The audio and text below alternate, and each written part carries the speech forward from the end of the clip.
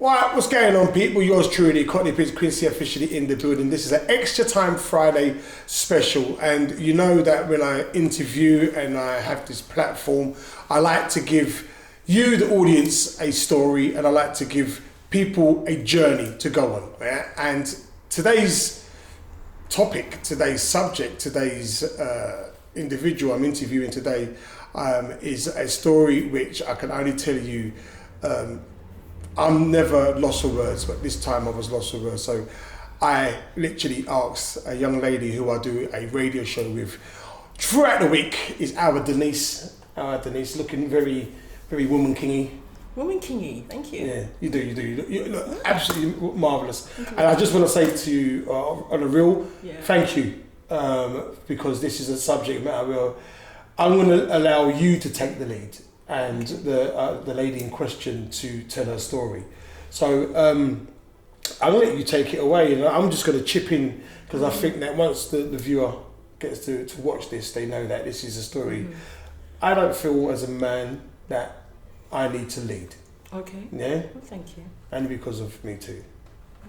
Yeah, okay. Well, thanks for that, Quincy. I appreciate that. This is a tough story, but it's a story that everybody, whether you're black, white, male or female, you need to hear this one. And at this point, I'd like to introduce you to a young lady called Daisy, who has a story to tell that you've never heard before. And I'd like to, hi Daisy. Hi there. Hi. I've known her for a long time, which kind of helps. Yeah, I've known her for a long time, which kind of helps. But I'd like Daisy to, first of all, can you open up this for everybody? Give us an overview. It's better coming from you than between Quincy and I've got lots of questions for you. Absolutely. I mean, it's a complex story, but I'll give you a very sort of basic overview. I was born in the mid-70s. I was born as a result of rape. My 13-year-old mother was raped by a family friend. I was a concealed pregnancy, and as soon as the pregnancy was found out, there was a decision made automatically I'd be adopted. After birth, I was with my birth mother for 7 days, separated. I was left in hospital. She went home. She was told not to talk about the baby, not to talk about the rape, get on with life as normal. I was left for 3 days before being picked up by white foster carers in foster placement for 7 months. They'd actually wanted to adopt me themselves, were told they couldn't. And my family were found. They are a white family living in the south of England, white community, and so I was placed for adoption with them at 7 months. As the years went by, and I got to understand my background and then finally got my files at 18, it was very clear I was born as a result of rape. And reading those files, the most shocking thing on top of the rape was that it was documented, police were involved, nothing happened. You've got a 13-year-old disclosing rape, there's a baby. As a result, I've read in the files there wasn't enough evidence. You've got a name, a pregnancy. That's plenty of evidence. I did meet my birth mother, we connected. I think it was very difficult around, the adoption trauma, and I can talk more about that. Adoption trauma, just having the rape, pregnancy, hiding the pregnancy, no one to speak to about that trauma, about what had happened, and then the years have gone by really difficult. I represent probably one of the worst things that's happened to her, and so our connection was really difficult. We ended up losing connection, which is really tragic. But over that time, I'd sort of asked, what about my birth father? I'd actually asked about prosecution, but I also was really curious about his identity. And some people might find that really difficult. It's like, he's a rapist, why do you want to know? Well, that's also my heritage, my identity. I will say I am not ashamed of myself. I'm not ashamed of where I've come from. I don't know often. I don't really know where I've come from. That's part of my journey at the moment. But it was very clear to me a huge injustice had been done.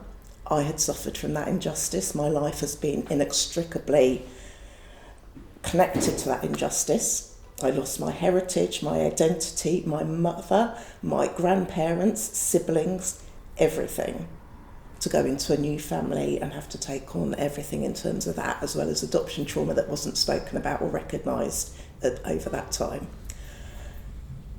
Over the years, I thought more and more about the injustice, and it culminated in me deciding to seek justice for myself and my birth mother because of Operation U-Tree, really. I mean, there was Operation U-Tree, Jimmy Savile, Rolf Harris, Stuart Hall, all those cases. All of them absolutely rightly should have been brought up, but also lack so little evidence. I'm thinking, well, my case has got more evidence. I've got social work files. It's been written by professionals. I am DNA that wasn't around in the 70s. This should be a shoo-in. The local authority that had placed me, they were under special measures. The police force had a horrific history, as they do. And so I thought this will be an easy win. Even if it's not about doing the right thing, which it should have been, this should be an easy win for them, even just to look decent. But that wasn't the case. So it's been a fight for nearly a decade to come to this point. Before we get into the law, which is now we know has been changed on behalf of yourself, when you got the information, all the information. Just remember that. Why is this more painful now to all these years? I don't know, you look like you're in pain. No, I can see it in your like, face. This is different. Sorry, back up from, Are you all right? back up from there again. Sorry, I told You you okay? had space from 6 o'clock. I don't want you to be yourself, I am. as in the same. Do you need tissues? I've got some No, tissues. just some water. I cannot, I know this, but I'm hearing it. Like, this is just different. Because, maybe it's because it's just always just been like, not We have people. glitches in the office and then we're laughing and stuff, Yeah. This just feels really different. Quincy, do you want- Right, Quincy, get back from that question. Yeah, Right. master.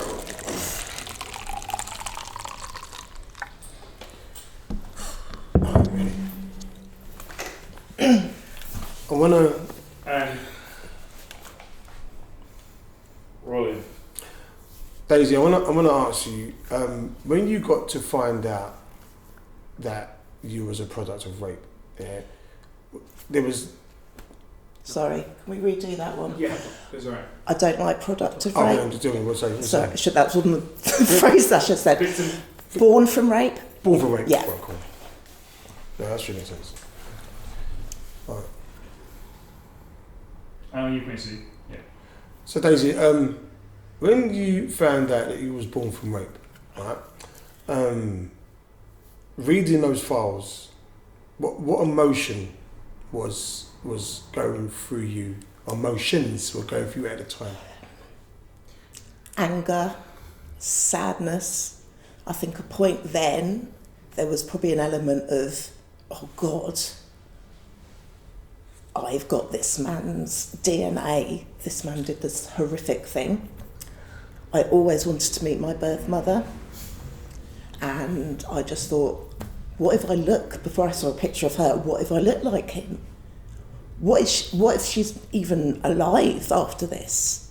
So it was this absolute, just staggered about the injustice, staggered about the lack of care for her, the lack of support, the lack of investigation. So angry, so upset, just horrendous, absolutely horrendous. And to think that she may not be alive or may not want to see me because of what he did, just horrific, really horrific. And still at that stage, no one really to speak to about it. Social worker just gives you the file, there you go, off your pop. Did your adopted parents at the time, did they ever tell you? No.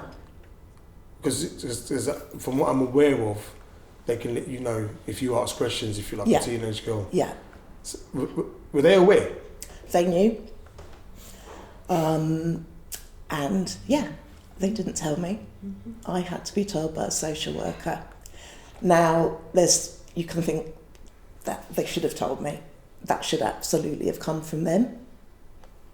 Who was telling them? Who was telling them how to even phrase that? So I've just heard recently that I think the hope was that I would find my birth mother, and that's how I'd be told. But that felt like a betrayal, not to be told that. And people may say, well, why would you even want to know? It's my right to know. It is my right to know. Everybody has a basic human right to know where they come from, who their parents are. I had to wait 20 years to see somebody who looked like me. You know. Yeah, this is hard. Because I've spoken about this, we've had these conversations, you shared lots of things with me, but sitting here, listening to you now, it feels like a totally different experience. And I have to say, on the camera, I'm feeling it really deep down. Mm. But it's really important because there are a lot of people that I need to see this. And I believe there are obviously other people who've been in similar situations who've never, ever spoken about it, are scared to speak about it, wouldn't even know. And you're an inspiration. You're going to be that person. So as much as I'm feeling it inside, I'm just going to go with this. So for me, one of the questions I want to ask you is, where do you get support from? All these challenges, which organisations helped you? Did you get anything? Individuals, what did you actually get? I would love to reel off a list of professionals who knew what they were talking about and who gave me brilliant support. I can't. And that's the real concern.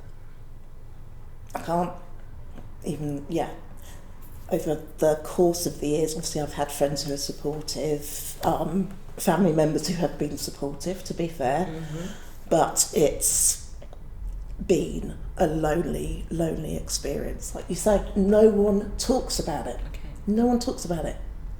So when you approached organisations, did this barrier just come straight away? Got them to say, what did you experience? What?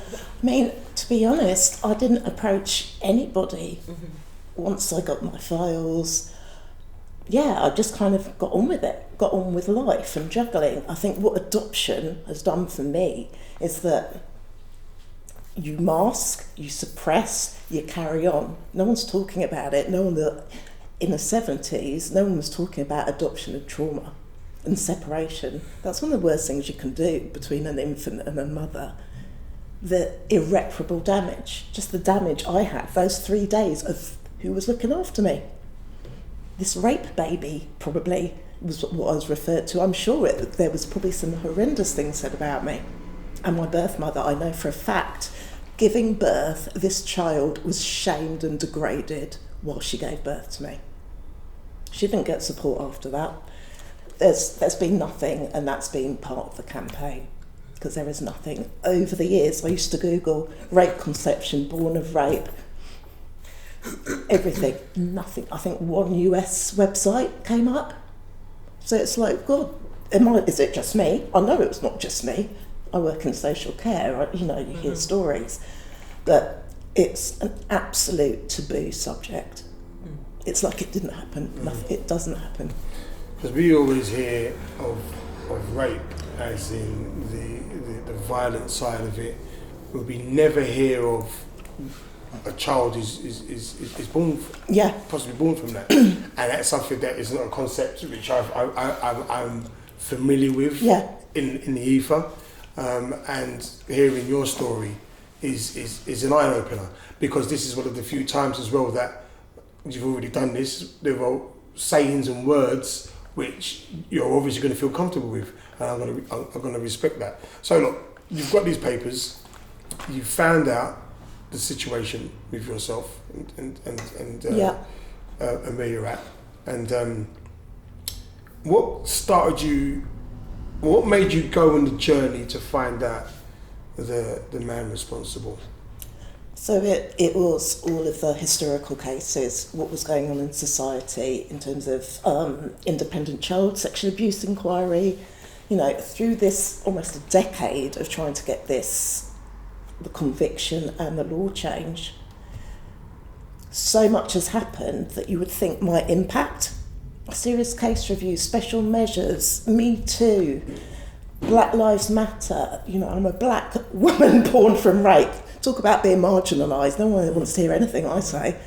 And talking about a topic that no one wants to talk about. Yeah. So that, the injustice, seeing how much evidence I had, knowing from my own knowledge, I do not believe this man, Carvel Bennett, has not raped other children. I don't believe it. We know that sex offenders often reoffend. And can you imagine the arrogance? You've been spoken to by police who he says laughed when he was questioned. He's a rapist and a liar, but I actually do believe that. I can imagine in the 70s it was like, you got caught with your trousers down. I can absolutely imagine that.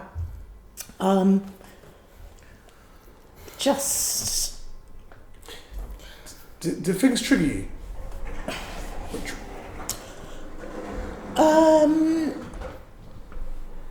Yes, they do. And they were very good. I'm very good at managing what triggers me. I think people probably assume certain things do and they don't. The job that I do is working with women who've had children removed with high levels of sexual violence. For some people, they might think, what on earth are you doing that for? But you know what? I've been through so much pain. What I am able to do, hopefully, really effectively, there might be some families, women who would say, oh, she was terrible, but is to be able to sit with people's pain and to be able to empathise, because that's the biggest thing. Someone bearing witness, and that's been the change in the last few years. I have been so lucky to meet certain people. You're one of them, actually, Denise. And I'm very open. I told you very early on. People bearing witness, having empathy, seeing the injustice. All of that makes you go, I'm not mad. It's not just me. I knew I wasn't. But you do question yourself when people, high-profile people in the criminal justice system, within violence against women and girls sector, are not giving you a bar of attention. You have to pull something out of you to keep going. And actually, I think it's all of the difficulties, the complexities that have made me be able to operate like this. Someone said to me, you're built different. I am. I nearly didn't survive this whole journey. Right. Yeah. And it could have been a different story. Yeah. It could have been, she's not here to tell the story. Yeah. Yeah. It could have been that. It could have been, they've said to your mother, your birth mother, take the baby away. Yeah, that could have happened. But I'm glad that didn't happen. Because who you represent or what you represent today. Because all I think about days when we were together, the kind of support that you can give to other women, who may have, and they may not even want to necessarily disclose this sort of thing straight away. But I believe how much you can actually empower them without sharing your story. Absolutely. How you can empower them. But I want to just change this a little bit. And this bit, people might find a bit uncomfortable, but I've got to be real, Tell me about black people and sexual abuse. Why is it we don't talk about it? I'm interested myself. Okay. I feel like we need more discussions. Yeah.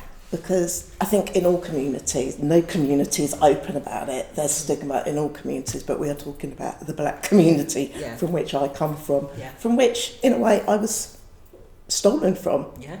People will often refer to transracial adoption as cultural genocide. Yeah. I agree. You do? I do agree. But within the black community, the shame, the stigma, the taboo, it seems overwhelming.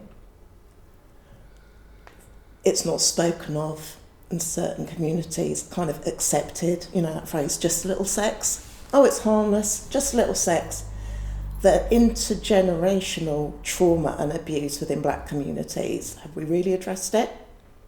I don't think so, not at all. When I think about my own birth family, what wasn't talked about, and I don't believe the wider community didn't know. I don't believe it. I think there's a lot of open secrets in communities and people just cover up. And also it's that, you know, one of the difficulties, that element of reporting someone, me, a black woman, reporting a black man for rape. In the society we've got, the criminal justice system, the history of sexual violence, black, you know, that notion of cultural betrayal. I shouldn't have been in that position. He deserved it, he was responsible, he needed the justice. That should have been done decades ago. I've said recently, my issue should have been, okay, he's been convicted. He went to prison for this. He's out now. Do I want to see him? Not. Yeah, he's been out at risk to children for 40, 50 years. No. And I firmly believe racism in the 70s led to my birth mother not being protected, other children being protected, him not being investigated or arrested. My treatment then, as a black baby, throwaway into the care system, and I absolutely firmly believe there's been racism from the police and social care towards me trying to get this conviction. I always say, I'm sure they're like, oh, here she goes again, this uppity black woman. Why doesn't she go? They deem me vexatious for trying to say, I'm complaining that you won't investigate somebody who's at risk, who's raped a child, I'm walking evidence, raped a child and has probably been raping children for decades. When she banged on the door and nobody listened, then she, and still nobody listened, and she kicked doors and they were still not taking it on board. I admire you so much because then you started kicking open those doors. And that's why we are here today, being able to tell your story. And it's a story of determination, where you found the strength. When I often reviewed you in my mind. But it was more recently that I've really got into your story. It's just different. You telling me is one thing, then reading it in your words and all the various articles, listening to those interviews, radio interviews, television, right, that's really what you went through. But sometimes, Daisy, I really can say to myself, how did you do this? Because this wasn't normal. And you did not, and you were virtually doing this alone.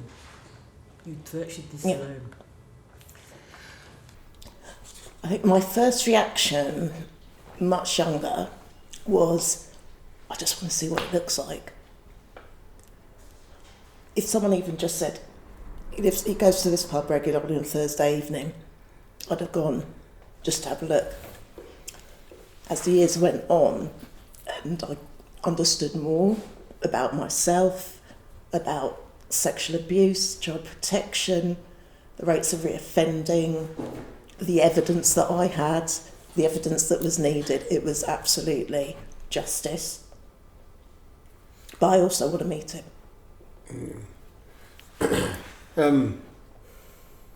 What was his reaction when he saw you for the first time? So I met him initially in 2015. I'd been in touch with social care and the police. They were doing nothing. So I thought, and he's getting older. So I thought, let me just turn up and see him. I'll take a hidden camera. He may say something that will help a prosecution. Not that anything was being done, but I thought, hold out hope.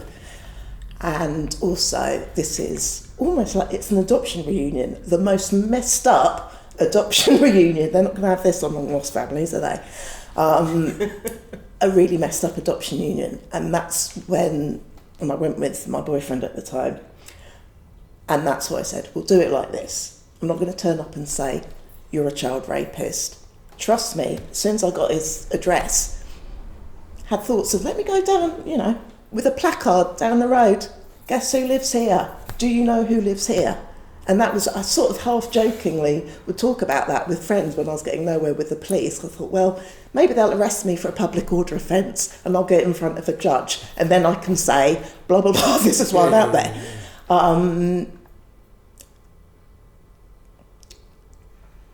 Yeah, sorry, I've just lost my train of thought. No, I was going down the road of like his reaction, that he's had his past. You know that saying, what was in the dark comes What happens in the dark comes to light. Yeah. Yeah, but that's it to me plenty of times. How true that is. When a black woman says that to you, boy, it's like, okay, here we go. I'm telling you.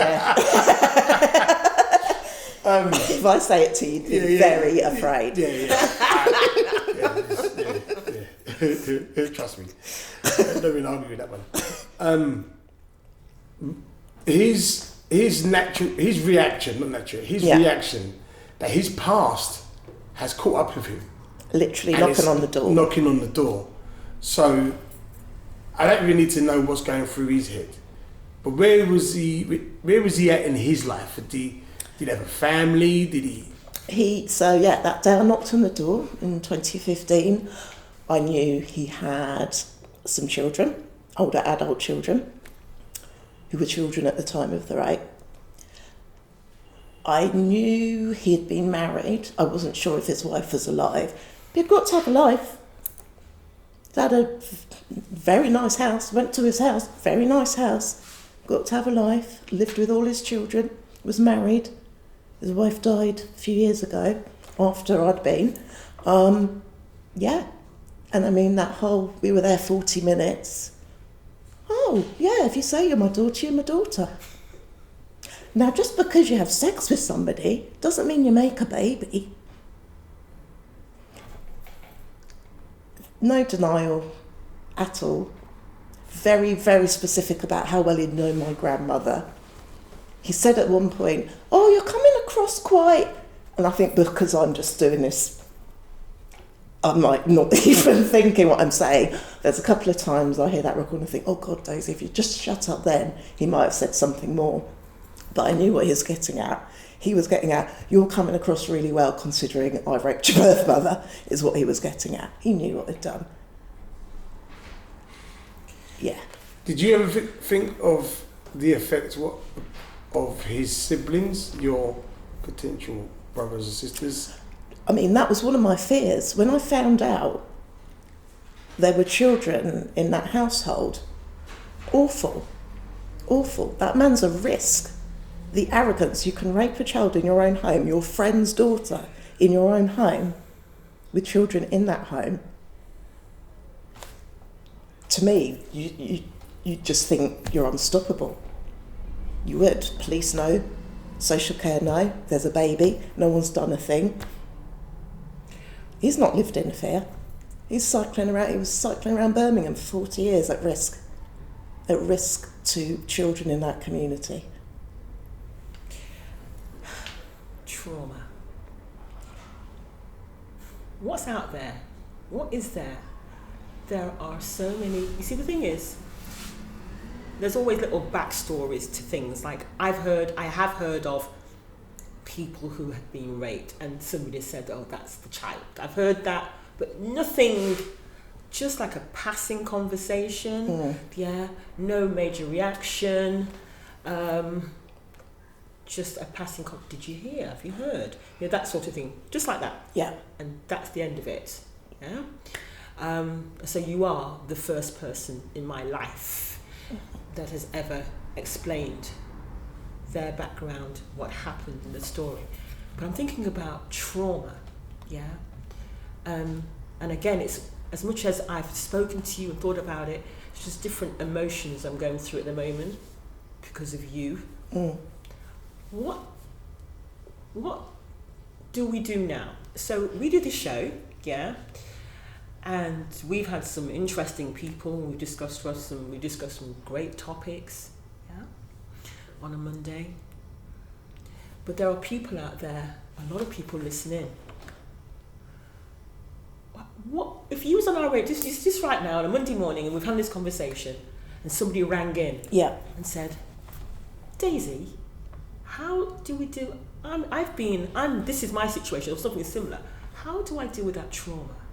What do I do? Where do I go as a black person? Where do I go? What happened to you in the 70s when you were a baby. This is now 2023. What's out there to help people? What kind of support? Yeah, what support's out there? Specifically being born from rape? Zero. I'm sure there are some organisations who are dealing with rape victims who are doing bits of that work. I'm sure there's bits of that work being done. Bits. Google support for children born from rape. You will get nothing. Nothing. And this is part of the law change. It's about being recognised as a victim within the justice system, but also about the support. Some people may not want to go through the justice route, but it's a very specific trauma. It's a very complex trauma. Add on, if you're like me, adopted, transracially adopted, you're going to have to be very, very, you're going to have to be a very well-versed therapist to be able to deal with that. Anybody who have called in was received, but now we can say that you've put a change to that, because now there is a law, there is support. The law will be coming, so there's still going to be some work to do. What's the law called? Well, in my home, within my network, it is #Daisy's Law. Will it officially be called that? I don't think the government will officially call it #Daisy's Law after a black woman, but there's the challenge for them. But that's the campaign. That's the campaign, Daisy's Law. And sorry, redo that question again. So the law, you're raising awareness by having these conversations. So anybody listening and watching this show, you are doing a great justice, and the law has been changed. And you've done that. Yeah. So what's that feeling that you've changed? Is a law and named after you? There is a law change. Well, it's coming. There's still going to be a lot of work to do to put that in. I've not seen anyone go, oh yes, I can contribute to that, because I know. I feel like I'm very concerned about how the law will be put together, and that's why I've got the backing of Centre for Women's Justice to help with all of that, because there's still a lot of work to go. We need resources for people, families, carers, children, adopters, birth family members looking after their children. There needs to be awareness, there needs to be therapy available. This is money. So this government, it's going to be interesting how this rolls, because also this means there will be people claiming to be victims, looking at support. So this government's really got to have to step up. Organisations are going to have to step up and look at how they're going to address such a complex trauma, because there are a lot of traumatised people walking around using services that we're not actually sure what's going on for them. But people like me will be coming up in substance misuse, mental health services, all sorts of services where people aren't necessarily asking the question. The question around rape conception needs to be talked about in the area of maternity, women's health, women's sexual health, domestic abuse, all of it. So we need to have a whole new dialogue, and I'm very proud to be having raised this as an issue, as a desperately needed issue. It's international as well. Look at what's going on in Ukraine. There are children being born from rape right now there. COVID here in this country, domestic abuse cases went up huge amounts. I remember saying to my solicitor at the time, there are more children born from rape being conceived right now. We've got a whole nother generation. And so, services need to step up, because it is lacking. The understanding's lacking. The insight is lacking. So there's a way to go, but the fact that we've even got a dialogue, that I'm even here speaking to you, is incredible. And what would I say to somebody if we were in the radio? I would ask them to contact me through Centre for Women's Justice, through Twitter. There's a lot of work to do. I really would like to talk to women about their experiences, what resources they feel they need. people born from rape, males and females born from rape. I think there's some very different issues between men being born from rape and women. You know, people talk about that bad gene, the rape gene, you know. I never thought, oh God, does that mean I'm going to be some sort of child molester or something? I didn't.